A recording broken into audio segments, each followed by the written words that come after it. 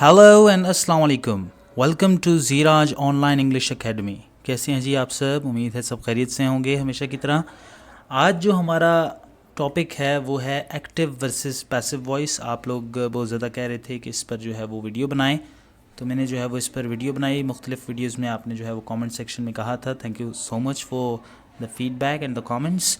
और active versus passive voice is such a concept in English language कि इसमें जो है वो बहुत ही इम्पॉर्टेंट है ये, और ये एलिमेंट्री क्लासेस से स्टार्ट हो जाता है और ये आखिर तक जो है वो हायर सेकेंडरी क्लासेस तक हम पढ़ते हैं। तो इसमें बहुत सारी चीज़ें इंपॉर्टेंट हैं, और वो क्या कुछ हैं, तो let's directly dive into the video and see what is there to be learned about active and passive voice. ठीक है जी। Take a sentence like I want ice cream now. ठीक है, मुझे अभी आइसक्रीम चाहिए। I want ice cream now. अगर इस सेंटेंस को हम लें तो it's clear and straightforward. You know immediately that the subject I wants an object ice cream. अगर हम इसको वाज़े और बिल्कुल सिंपली अगर हम देखें, सिंपल अंदाज में अगर हम देखें, तो हमें पता चल जाता है कि जी सब्जेक्ट जो है आई, वो क्या चाह रहा है? वो एक ऑब्जेक्ट को चाह रहा है, यानी वो चाहता है कि उसे एक ऑब्जेक्ट मिले जिसका नाम है ice cream. Now recast this sentence flipping it so that the object is in the position of the subject. अब हम अगर सब्जेक्ट और ऑब्जेक्ट को फ्लिप कर दें या स्वैप कर दें इनकी प्लेसेस, तो देखते हैं कि क्या चेंजेस आती हैं। Ice cream is wanted by me now. ठीक है जी। It isn't just longer but it's also more detached, round about and a little awkward to.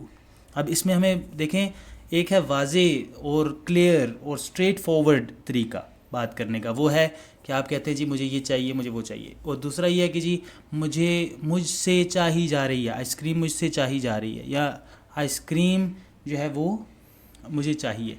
एक है मुझे आइसक्रीम चाहिए, एक है आइसक्रीम मुझे चाहिए।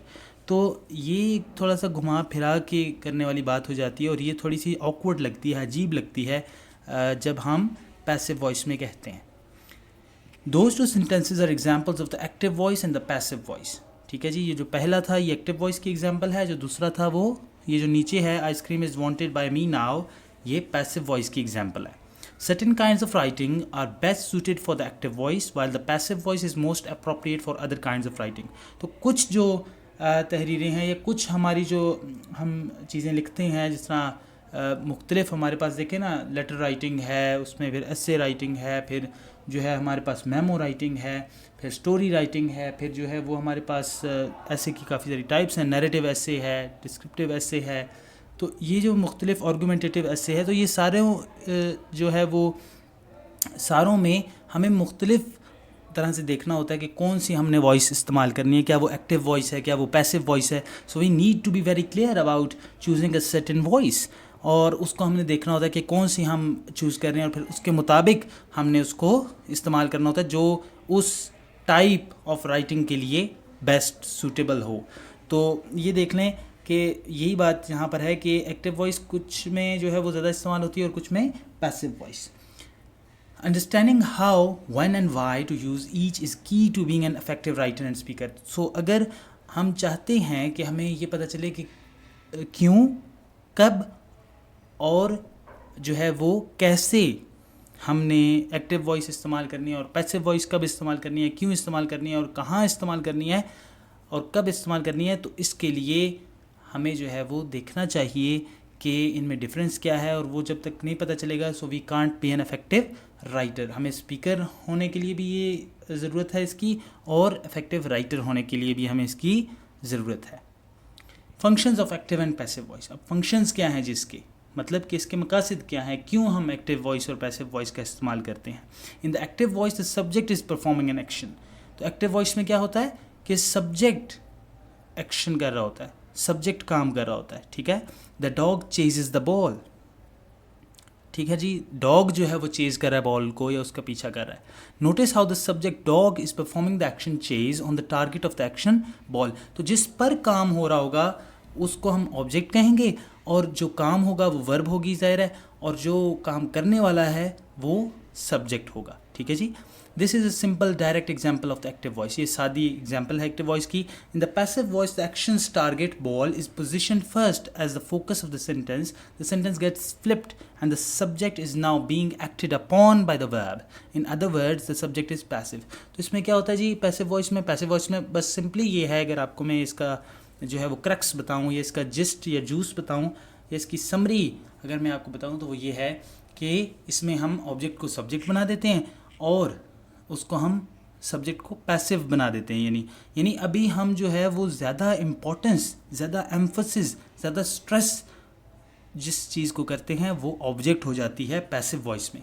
और एक्टिव वॉइस में क्या होता है, सब्जेक्ट जो है वो मेन चीज़ होती है या उसके बारे में हम बात करते हैं, ठीक है, ज़्यादा इंपॉर्टेंट वो होती है। तो जब हम इंपॉर्टेंस ऑब्जेक्ट को दे देते हैं so we use passive voice. Active and passive are the two grammatical voices in English. Neither is inherently better than the other, but each is suited to certain types of writing. There is a reason why news anchors sound detached from the stories they're reporting. They often speak using the passive voice. देखें, detachment के लिए, ताकि ये पता चले कि you are objectively saying something about someone or something. तो देखें कि अगर आप ऑब्जेक्टिवली बात करें किसी के बारे में तो आप फिर पैसिव वॉइस का इस्तेमाल करेंगे, ठीक है। You are getting detached, you are being detached from those stories या from that narrative that you are speaking about, तो आप उससे अलग होते हैं। तो इसमें देखें न्यूज़ एंकर जो है वो जिस तरह उनकी ज़बान होती है, जिस तरह वो बात करते हैं उसको हम कहते हैं पैसिव वॉइस, ठीक है। They often speak using the passive voice. There is also a reason why the authors of opinion pieces sound so sure of their positions. They usually write in the active voice. और जो opinionated जो हमारे पास writings हैं या जिसको हम कहते हैं कि ओपिनियन बेस्ड राइटिंग्स हैं जिसमें ओपिनियन यानी राय का इजहार होता है, तो उसमें अगर आप देखें तो उसमें फिर एक्टिव वॉइस का इस्तेमाल ज़्यादा किया जाता है। Although the idea of teachers telling their students to avoid the passive voice is repeated so frequently that it feels like a trope, the truth is that the passive voice does have its applications. देखें वैसे आप teacher से सुनेंगे कि जो है वो English expert से आप सुनेंगे, टीचर से सुनेंगे कि पैसिव वॉइस कम से कम जो है वो इस्तेमाल करें, एक्टिव वॉइस में लिखें ज़्यादा से ज़्यादा। लेकिन वैसे पैसिव वॉइस की अपनी जो है वो एप्लीकेशंस हैं and it has certain functions, ठीक है। ये बगैर फंक्शंस के या बगैर पर्पज़ के नहीं है। Passive voice is so important actually in some cases. So we'll get into those later. For now, let's look at how to recognize the active voice and the passive voice in your writing and in others' work. तो उसको फिर बाद में देखेंगे कि कौन कौन सी applications हैं, लेकिन अभी हम ये देखते हैं कि इसमें जो है वो कैसे हमने रिकग्नाइज करना है, कैसे हमें पता चलेगा कि क्या ये एक्टिव वॉइस का सेंटेंस है या पैसिव वॉइस का सेंटेंस है या राइटिंग है, ठीक है। और कैसे हम जो है वो अपने काम में इसको इस्तेमाल भी करेंगे। ज़ाहिर है जब तक आप रिकग्नाइज नहीं कर पाएंगे you won't be able to use it. पहले आप रिकग्नाइज करते हैं किसी भी चीज़ को, फिर आप यूज़ करने के काबिल होते हैं। सो एक्टिव वॉइस में क्या है जी, as we have learned in the active voice the sentence's subject performs the action. Here are 2 examples of sentences in the active voice. तो जैसे हमने अभी सीखा है कि सेंटेंस में जब सब्जेक्ट एक्शन परफॉर्म करता है, वो एक्शन करने वाला होता है, उसके थ्रू एक्शन हो रहा होता है, और हम उसको जब जुमले में इस्तेमाल करते हैं, उसको ट्रांसलेट करते हैं इनटू अ सेंटेंस, तो वो एक्टिव वॉइस में होता है, ठीक है जी। लेकिन जब हम उसको फिर पैसिव करते हैं तो वो क्या होता है कि ऑब्जेक्ट को हम सब्जेक्ट बना देते हैं। अब देखें, शीरा लाइक्स बर्ड वॉचिंग, दूसरा है शी लव्स ट्वाइलाइट। तो no matter what verb you use, structuring your sentence so the subject performs verb is writing in the active voice. जब भी सब्जेक्ट परफॉर्म कर रहा होगा एक्शन, तो वो मतलब है कि एक्टिव वॉइस में है sentence. The active voice is a direct, clear tone. Use it when you want the reader to focus on the subject of your sentence and the action it is doing rather than on the action's target. तो देखिए, जब action पर बात होती है या जब subject की बात हो रही होती है कि उसने काम किया और जो काम जो है वो अगर इम्पॉर्टेंट है हमारे लिए, उस पर बात करना, so we will use active voice. Passive voice में क्या है, in the passive voice the actions target is the focus. Actions target का क्या मतलब है जी, ऑब्जेक्ट, ठीक है, and the verb acts upon the subject. इसमें क्या होता है पैसिव वॉइस में कि सब्जेक्ट पर काम हो रहा होता है ऑब्जेक्ट के ज़रिए, ठीक है ना। और to put it in the passive voice the subject is acted upon by the verb. वही बात कि वर्ब जो है वो एक्शन जो है वो हो रहा होता है सब्जेक्ट के ऊपर। Every sentence in the passive voice contains 2 verbs, a conjugated form of to be, ठीक है। कॉन्जुगेशन भी मैंने जो है वो इस पर भी वीडियोज़ बनाई हुई हैं, आप देख सकते हैं वो इसी चैनल पर।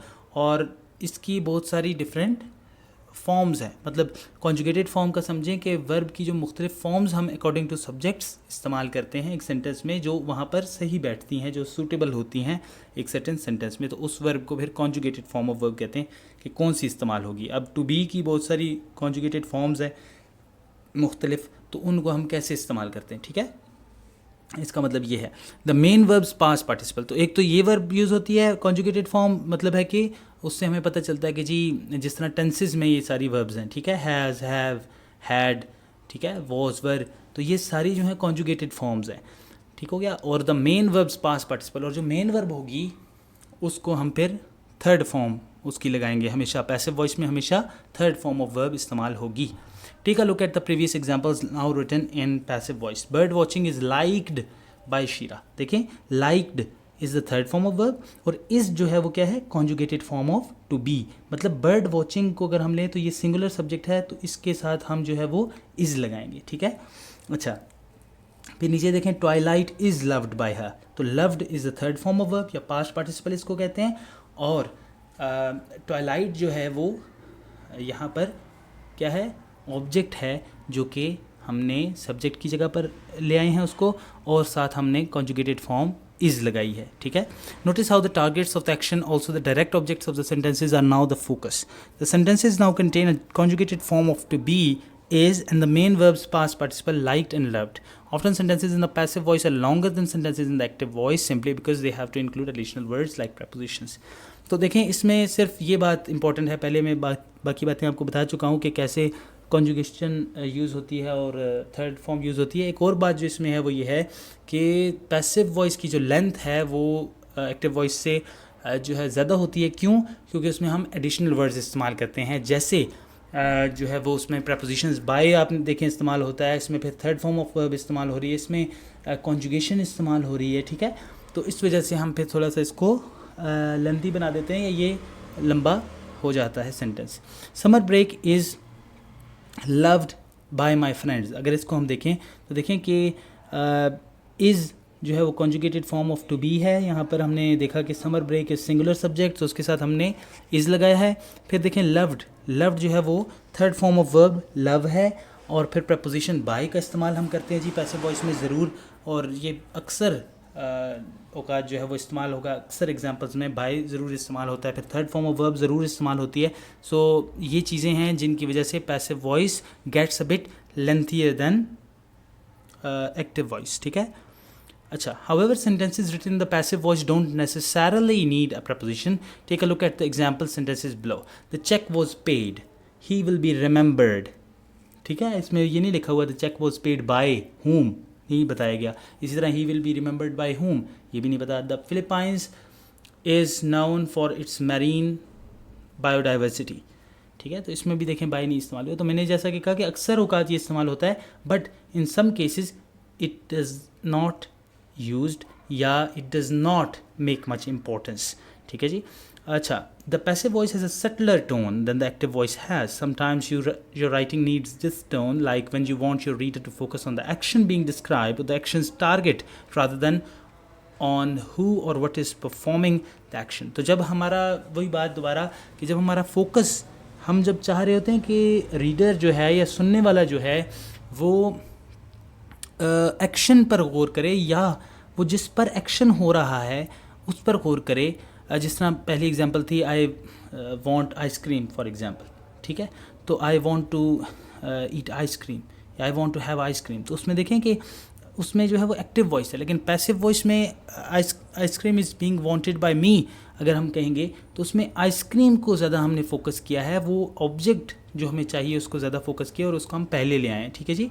और दूसरा जो एक्शन है ऑफ ईटिंग द आइसक्रीम, उसको हमने फोकस किया है। That is why the passive voice is use in lab reports. It conveys scientific objectivity by minimising the focus on the doer of the action. तो ये फिर matter नहीं करता कि डूअर कौन है, बल्कि हमारे लिए मैटर ये करता है रिसर्च में या साइंटिफिक प्रोसीजर्स में या एक्सपेरिमेंट्स में कि what is actually being done or what are the results, what are the findings of that research. So ये चीज़ मैटर करती है। सो फॉर दैट पर्पज़ हम क्या करते हैं, पैसिव वॉइस का इस्तेमाल करते हैं। Active and passive voice usages, अब यूजेज पर आ जाएं कि इनका इस्तेमाल क्या है। अब ये आपको सिर्फ ये पता चला है कि उनकी रिकग्निशन कैसे हमने करनी है, ठीक है जी। Although you may have been told that writing in the passive voice is bad writing, it's actually more nuanced than that. For most of the writing you do, like emails, blog posts, and many kinds of essays, the active voice is a more effective way to communicate the ideas, themes, and facts you're expressing. तो देखें ये bad writing असल में नहीं है, ठीक है।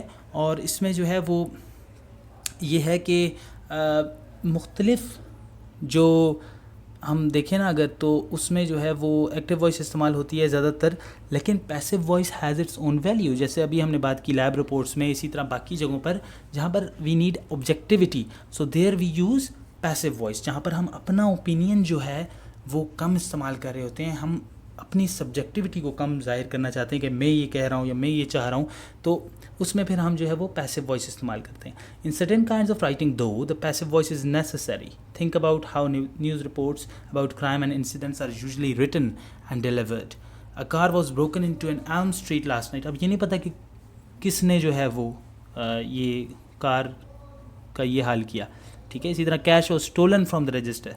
सो देखें कि जब पता नहीं है सब्जेक्ट का। अच्छा, दो चीज़ें हैं यहाँ पर, मैं थोड़ी सी बता दूँ, यहाँ पर शायद मेंशन ना हो, मैं वैसे बता देता हूँ आपको कि दो वजूहात की बिना पर हम पैसिव वॉइस इस्तेमाल करते हैं। Number one, when the subject is not very important, जब हम ऑब्जेक्ट को ज़्यादा इंपॉर्टेंस दे देते हैं, जिस तरह मैंने अभी बताया, वो पैसिव वॉइस पर इस्तेमाल करते हैं हम। और दूसरा, जब we do not know the subject, जब हमें पता नहीं है कि सब्जेक्ट क्या है, तब भी हम पैसिव वॉइस यूज़ करते हैं। फॉर एग्जांपल, कोई चोरी हो गई, किसी का बटुआ चोरी हो गया, तो हमें नहीं पता कि किसने चोरी किया। So how would we express this, कैसे हम इसको एक्सप्रेस करेंगे? हम यही कहेंगे कि बटुआ चोरी हो गया। पता होता तो उसको हम फिर जाने देते, नहीं जाने देते। तो देखें कि ये है कि जब हमें सब्जेक्ट नोन नहीं है, जब पता नहीं है, तो तब भी हम पैसिव वॉइस का इस्तेमाल करते हैं। In these kinds of reports, the passive voice is used to emphasize the action that occurred rather than the individual or the group who committed the action, often because the perpetrator isn't known or hasn't yet been found guilty of the offense. वही बात कि जब हमें पता नहीं है या वो पकड़ा नहीं गया, so how are we going to use his or her name? कैसे हम उसको इस्तेमाल कर सकते हैं? हम नहीं कर सकते when we do not know the subject actually. There are other kinds of writing where the action itself rather than the doer of the action is the primary focus. These include scientific and in some cases historical reports. तो जहाँ पर भी हमें देखें कि जो doer of action है वो ज़्यादा ज़रूरी नहीं है, तो फिर हम पैसिव वॉइस यूज़ करेंगे। These use the passive voice to keep the readers focus on what has happened और इज़ हैपनिंग। और उसमें फिर ज़्यादा इंपॉर्टेंस एक्शन पर होती है कि एक्शन को देखा जाए या उस ऑब्जेक्ट को देखा जाए जिस पर एक्शन हो रहा है, ना कि डूअर ऑफ एक्शन पर फोकस किया जाए, सब्जेक्ट पर फोकस किया जाए। तो उसके लिए हम फिर पैसिव वॉइस यूज़ करते हैं।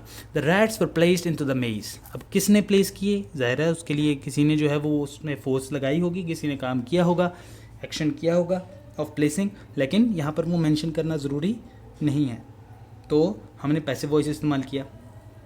इसी तरह the governor was inaugurated at the state house by whom is not very important.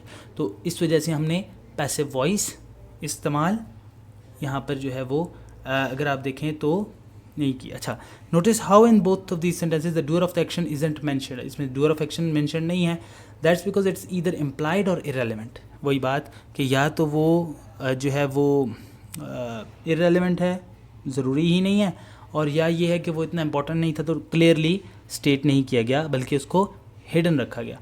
In the first example the scientist performing the experiment is the one who plays the rats in the मेज। तो देखें scientist जो है, जो भी वो researcher है, उसने वहाँ पर रखा है रैट्स को, लेकिन वो मेंशन नहीं किया गया। In the second, those conducting the inauguration ceremony aren't relevant to what's being expressed in the sentence.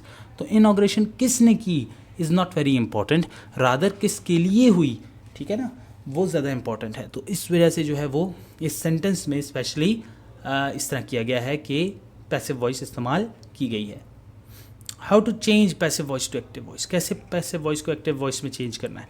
After you finish your first draft, read it. You might even want to read it aloud and listen to how it sounds. By reading and listening to your own work, you can catch awkward sentences and unclear phrasing and mark them as points to revise in your next draft. You'll also hear where you use the active and passive voices and how they shift your work's tone as a whole. तो देखें कि आपको जब भी आप draft बनाते हैं, पहले जो फाइनल कॉपी नहीं होती। जब भी आप लिखते हैं, राइटिंग करते हैं, अगर आप खुद करते हैं तो उसमें फिर आपने ये करना है कि आपने उसको देखना है, पढ़ना है ऊंचा भी, कि आपको पता चले कि उसमें कहाँ पर एक्टिव वॉइस इस्तेमाल हुई, कहाँ पर पैसिव वॉइस इस्तेमाल हुई, और कैसे वो जो है वो आपस में इंटरवोवन है, या कैसे वो जुड़े हुए हैं आपस में, ठीक है, तो बुने हुए हैं जिसको हम उर्दू में कहते हैं। तो उसको देखें कि कैसे वो जो है वो आपस में जुड़े हुए हैं, कैसे लिंक्ड हैं, और क्या वो बात जो आप करना चाह रहे हैं एक्सप्रेस वही हो रही है या नहीं हो रही in the best possible way. Let's say you have you have detected a few instances of the passive voice in your argumentative essay। तो देखें कि आपने फॉर एग्जांपल आपने जो है वो देखा है कि कुछ वहाँ पर मिसालें आपको नज़र आ रही हैं पैसिव वॉइस की आपके आर्गुमेंटेटिव एसे में जो आपने लिखा है, इसमें आर्गूमेंट्स होते हैं, ठीक है। तो more flexible scheduling options are deserved by students, significant amounts of tuition are paid to the university every year and many feel the level of service being paid for by students is not being received। अच्छा, अब इसमें देखें जी, see how these sentences feel like they're dancing around the topic at hand rather than addressing it head on। directly address नहीं किया जा रहा, बात का बतंगड़ या उसको जो है वो घुमा फिरा कर किया जा रहा है। तो इसमें देखें कि अगर आसानी ना हो हमें समझने में, तो इसका मतलब कि वो बात सीधी नहीं है बल्कि वो घुमा फिरा कर की जा रही है। The writer is and making a particularly persuasive argument but they can make the writing far more impactful by changing it to active voice. देखें एक्टिव वॉइस क्यों ज़रूरी है आर्गूमेंटेटिव ऐसे में, क्योंकि you are telling your own arguments, you are giving your arguments, your opinion. तो आप अपने आर्गूमेंट्स दे रहे हैं, अपने ओपिनियन दे रहे हैं, so you must use active voice. फिर पैसिव वॉइस अगर यूज़ करेंगे तो फिर वो वाली बात उसमें नहीं रहेगी जो होनी चाहिए, ठीक है। Sentence by sentence, identify who or what is performing the action and make this a subject when you rewrite it. In the first sentence, make students the subject since that's who's performing the action. The main verb in this sentence is deserve and the target is more flexible. Scheduling options which will become the direct object। ठीक है, ये वही है कि आपने कैसे direct object को direct object को सब्जेक्ट में इस्तेमाल करना है, चेंज करना है, सब्जेक्ट की जगह इस्तेमाल करना है, और इनको फिर जो है वो आपने दोबारा से लिखना है। तो एक्टिव वॉइस में जो है वो अगर हम देखें तो किस तरह होगा, students deserve more flexible scheduling options. अब कितना इजी है इसको समझना, and it's direct and it's an argument. Actually देखिए ना, अभी क्लेम है, इसको फिर प्रूव करने के लिए हम जो है वो आर्गूमेंट्स देते हैं, तो वो आर्गूमेंटेटिव ऐसे बनता है। See how this version gets right to the point, it makes the writer sound more confident too, which is a priority in argumentative writing. Let's try changing the second sentence to the active voice which also allows us to condense। तो दूसरे को भी फिर change करना पड़े अगर हम में, तो कैसे करेंगे, students pay a significant amount of tuition to the university every year and many feel they aren't receiving the level of service they're paying for। ठीक है, देखें ना कितना सिंपल है, अभी वो कितना घुमा फिरा कर की गई थी बात, और यहाँ कितना सिंपल है कि जो है वो इतनी ज़्यादा ट्यूशन देने के बावजूद जो है हर साल स्टूडेंट्स ये समझते हैं या वो महसूस करते हैं कि उनको उस लेवल की सर्विस नहीं मिल रही जिसके वो पैसे दे रहे हैं, ठीक है। As you can see from the compound sentence above, you can write any kind of sentence with active or passive voice as long as the sentence has a transitive verb.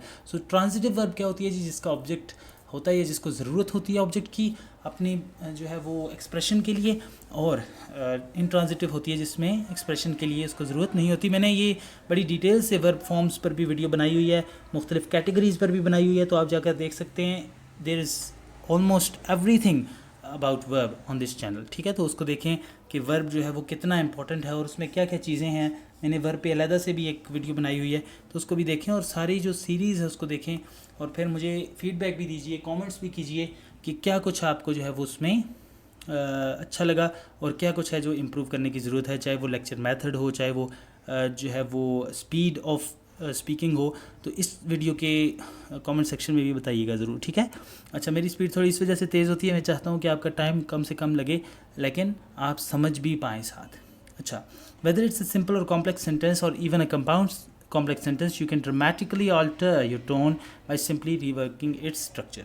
तो आप टोन को change कर सकते हैं, अगर सिर्फ आप उसका स्ट्रक्चर चेंज करें तो आप जो है वो उसकी टोन भी चेंज कर सकते हैं। If you aren't sure whether sentence is active or passive based on how it sounds, use the rules we outlined above to identify the two voices in your work। ठीक है, सबसे बड़ा जो clue है वो क्या है जी, कि उसमें third form of verb use होगी, और तीसरी चीज़ ये है कि उसमें जो है वो conjugated form of verb use होगी जो भी वहाँ पर मौजूद है। और एक और चीज़ ये है कि हर पैसिव वॉइस ये नहीं बताती कि उसमें जो है वो कौन एक्शन कर रहा है, लेकिन अगर उसमें ये बताया गया है कि कौन सब्जेक्ट है, कौन एक्शन परफॉर्म कर रहा है, तो आपको फिर प्रपोजिशन नज़र आएगी। जिस तरह बाय का इस्तेमाल आपको अक्सर नज़र आएगा। तो आप जो है वो दोनों वॉइसेस इस्तेमाल कर सकते हैं, पैसिव वॉइस भी, एक्टिव वॉइस भी, जब आप एक बड़े काम को या तहरीर को या रिटन वर्क को आप जो है वो पैराफ्रेज करें, ठीक है। तो आप फिर कोई भी वॉइस इन दोनों में से इस्तेमाल कर सकते हैं, पैसिव वॉइस भी और एक्टिव वॉइस भी। कभी कभार ऐसा है कि जहाँ आपको पैराफ्रेजिंग करनी होती है एक साइंटिफिक आर्टिकल की, यानी रिसर्च उस के ऊपर एक आर्टिकल हो या इस तरह की कोई चीज़ हो, साइंटिफिक चीज़ हो, पर्सनल या वो ना हो, सब्जेक्टिव ना हो, तो फिर आपको जो है वो क्या करना पड़ता है, पैसिव वॉइस लानी पड़ती है। लेकिन वैसे जो है आप ऐसे कर सकते हैं कि एक्टिव वॉइस का इस्तेमाल करके ज़्यादा क्लियर बना सकते हैं बात को, ज़्यादा डायरेक्ट बना सकते हैं, जिस तरह अभी हमने देखा पिछली एग्जाम्पल में। Active and passive voice examples अब देखें कैसे हम जो है वो चेंज करते हैं। Take a look at these examples of both active and passive voices in action. पहला है, is Ajani visiting us today, ये क्वेश्चन पूछा गया है एक्टिव वॉइस में। पैसिव में किस तरह होगा, will we be visited by Ajani today. Ajani का नाम लिया गया है कि किस के थ्रू हम विजिट होंगे, तो वो by whom will be visited, तो उसके लिए फिर हमने अजनी के साथ बाय लगाया। ये चीज़ नोट करें और बाकी भी देखें, ठीक है, किस तरह। अच्छा, विल लग गया, देखें ऊपर इज़ है लेकिन नीचे विल वी, चूँकि वी हो गया हमारे पास, अस से जो है वो वी हो गया, जो ऑब्जेक्ट था अस वो वी हो गया, तो हमने फिर क्या किया, उसके मुताबिक, उसके हिसाब से हमने ये विल लगाया है, ठीक है।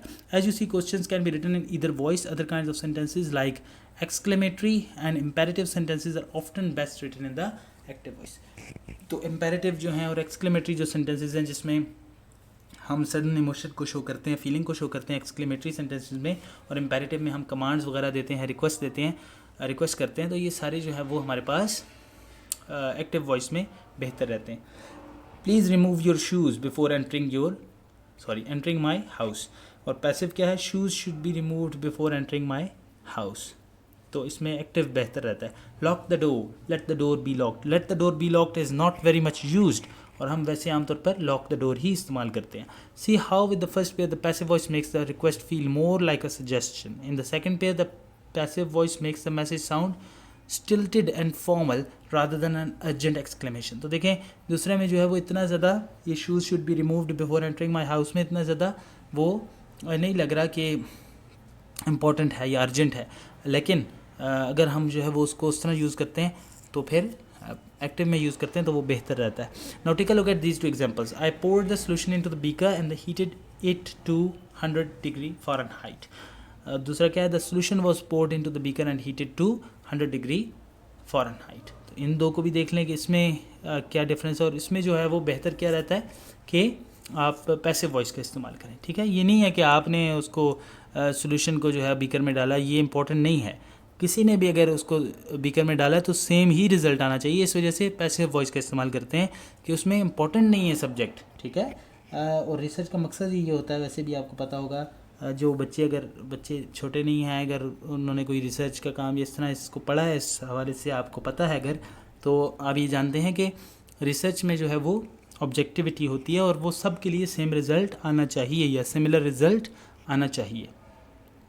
Active or passive voice FAQs क्या हैं जी, इनके बारे में जो इंपॉर्टेंट फ्रीक्वेंटली आस्क्ड क्वेश्चंस हैं, ज़्यादातर पूछे जाने वाले सवालात हैं, वो क्या क्या हैं। What is active voice, what is passive voice and what's the difference. तो उसमें देखें कि क्या है कि एक्टिव वॉइस में जो है वो एक्शन परफॉर्म किया जा रहा होता है सब्जेक्ट के थ्रू, और मेन जो हमारे पास फोकस होता है, मेन जो हमारा मकसद होता है वो सब्जेक्ट के ऊपर होता है, और हम उसको डिफ़ाइन करते हैं, उसके बारे में बात करते हैं। लेकिन जो पैसिव वॉइस है उसमें क्या होता है कि पैसिव वॉइस में हम जो है वो ऑब्जेक्ट को सब्जेक्ट बना देते हैं। ऑब्जेक्ट ज़्यादा इंपॉर्टेंट होता है, उसमें सब्जेक्ट हो सकता है कि नोन ना हो, छुपा हुआ हो, या वो इररेलेवेंट हो, उसका ताल्लुक डायरेक्टली कोई ना हो, इतना इंपॉर्टेंट ना हो, तो फिर हम जो है वो एक्टिव वॉइस इस्तेमाल करते हैं, ठीक है। और पैसिव वॉइस में क्या है, पैसिव वॉइस थोड़ी सी सेटलर होती है, थोड़ी सी जो है वो हिडन होती है, डायरेक्ट बात करने का तरीका नहीं है, लेकिन एक्टिव वॉइस में हम डायरेक्टली बात करते हैं। When should you use active or passive voice. तो दूसरा ये है FAQ के कब हमें एक्टिव और पैसिव वॉइस इस्तेमाल करनी चाहिए। तो एक्टिव वॉइस को तब इस्तेमाल करें जब आप डूअर ऑफ एक्शन या सब्जेक्ट पर बात कर रहे हैं, और दूसरी बात यह है कि जब साइंटिफिक राइटिंग ना हो, पर्सनल राइटिंग हो, जिस तरह आर्गूमेंटेटिव ऐसे हो गया, बाकी हो गए, तो उसमें आपका ओपिनियन है, आपकी राय है, आपका आर्गूमेंट है, तो आप अपना मेंशन करते हैं कि आई से this, I give this opinion, या आई आर्ग्यू, ठीक है, तो वो उसमें इंपॉर्टेंट है। अच्छा, the passive voice is meant for sentences where you need to emphasise the target of an action. तो उसमें फिर एक्शन या टारगेट ऑफ एन एक्शन यानी ऑब्जेक्ट ज़्यादा इंपॉर्टेंट होता है हमारे पास, तो पैसिव वॉइस तब हम इस्तेमाल करते हैं। और उसमें ये इंपॉर्टेंट नहीं होता इतना कि कौन एक्शन परफॉर्म कर रहा है, बल्कि जो एक्शन है that is really very important. How do you change passive voice to active. तो देखें कैसे हमने चेंज करना जी। एक हमने ये करना है कि पहले देखना है कि सब्जेक्ट कौन है, कौन परफॉर्म कर रहा है एक्शन, और फिर हमने उसको ऐसे चेंज करना है सेंटेंस को कि उसमें सब्जेक्ट ऑब्जेक्ट की जगह आ जाए, ऑब्जेक्ट सब्जेक्ट की जगह आ जाए, और ये नज़र आए कि जो वर्ब है, अभी जो एक्शन है वो परफॉर्म हो रहा है उस पे, ठीक है। और फाइल को हमने मफूल बना दिया और मफूल को फ़ाइल बना दिया, यानी सब्जेक्ट को हमने ऑब्जेक्ट बना दिया और ऑब्जेक्ट को सब्जेक्ट बना दिया। तो ये चीज़ मेन है। फिर हमने प्रपोजिशन को देखना है कैसे इस्तेमाल करना है, और थर्ड फॉर्म ऑफ वर्ब को इस्तेमाल करना है। और एक और चीज़ जो बहुत इंपॉर्टेंट है वो है कॉन्जुगेशन फॉर्म, कॉन्जुगेटेड फॉर्म या कॉन्जुगेशन ऑफ वर्ब, कि कौन सी हमने वर्ब का इस्तेमाल करना है। जिस तरह यहाँ पर दोनों एग्जांपल्स में नीचे आपको नज़र आ रहा है, पैसिव में हैज़ का इस्तेमाल हुआ है और एक्टिव में भी हैज़ का इस्तेमाल हुआ है। तो चूँकि दोनों सब्जेक्ट्स जो हैं वो सिंगुलर हैं, और उसमें जो है वो हमने परफेक्ट टेंस का इस्तेमाल किया है, तो हमने फिर कॉन्जुगेशन कौन सी इस्तेमाल की है, हैज़, ठीक है। So thank you so much for your time. Thank you so much for listening with patience. Please do subscribe, hit and like the subscribe button, और देखें कि आप जो है वो इसको हिट द सब्सक्राइब बटन, और साथ जो है वो लाइक भी करें इस वीडियो को अगर आपको पसंद आई है, और साथ जो है वो शेयर भी करें, ठीक है जी। और एक और चीज़ ये है कि आप फीडबैक दें इस हवाले से कि ये वीडियो आपको कैसी लगी, इसमें क्या कमियां हैं, लेक्चर मेथड में क्या इंप्रूवमेंट हो सकती है, लेक्चर स्पीड में क्या इंप्रूवमेंट हो सकती है, क्या बताने का पढ़ाने का तरीका ठीक है, आपको समझ आ रही है, शोर तो नहीं है जिस तरह कुछ पहली वीडियोस में था। ये सारी चीज़ें आपने बतानी है ताकि मैं उसको ऐसा ऐसा बेहतर करूँ, ठीक है जी। और thank you so much, stay blessed, and इंशाल्लाह I will meet you in the next video. Thank you once again.